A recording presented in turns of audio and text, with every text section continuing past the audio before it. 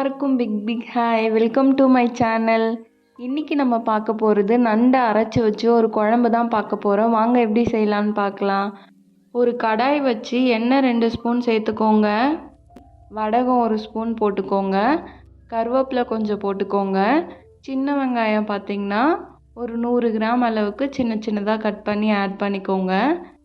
நல்லா வதங்கின உடனே இது கூடவே பார்த்திங்கன்னா பூண்டு நல்லா கொஞ்சம் நிறையவே போடுங்க. நண்டு குழம்புக்கு பூண்டு போட்டால் தான் டேஸ்ட்டாக இருக்கும். அதை லைட்டாக இடித்து சேர்த்துக்கோங்க. இந்த டைமில் நம்ம க்ளீன் பண்ணி வச்சுருக்க நண்டை தண்ணி ஊற்றி மிக்ஸி ஜாரில் நல்லா அரைச்சி எடுத்துக்கோங்க. அரைச்ச பேஸ்ட்டை பார்த்திங்கன்னா ஃபில்டர் வச்சு ஒரு 2-3 டைம் நல்லா வடிகட்டி எடுத்துக்கோங்க. அப்போ தான் பார்த்திங்கன்னா அந்த நண்டு ஓடுலாம் இல்லாமல் இருக்கும். வெங்காயம் நல்லா வதங்கினோடனே இந்த டைமில் தக்காளியும் ஆட் பண்ணிக்கலாம். ரெண்டுமே நல்லா வதங்கினோடனே ஒரு 4 கத்திரிக்காய் போட்டுக்கோங்க.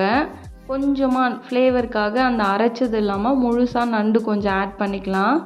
இந்த டைமில் புளி ஒரு லெமன் சைஸ் ஆல்ரெடி உப்பு போட்டு ஊற வச்சுருந்தோம், அதையும் கரைச்சி ஆட் பண்ணிக்கலாம். ஒரு 2 ஸ்பூன் குழம்பு மிளகாய் தூள் போட்டுக்கலாம். எல்லாத்தையும் நல்லா மிக்ஸ் பண்ணிவிட்டு மூடி போட்டு விட்டுருங்க.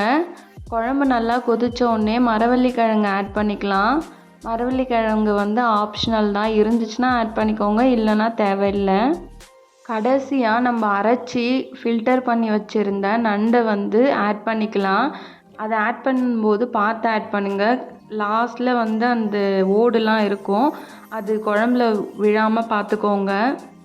ஒரு 10 நிமிஷத்துலேயே குழம்பு ரெடி ஆகிடும். கடைசியாக மல்லித்தழை போட்டு இறக்குனீங்கன்னா சூப்பராக இருக்கும். நீங்களும் ட்ரை பண்ணி பாருங்கள்.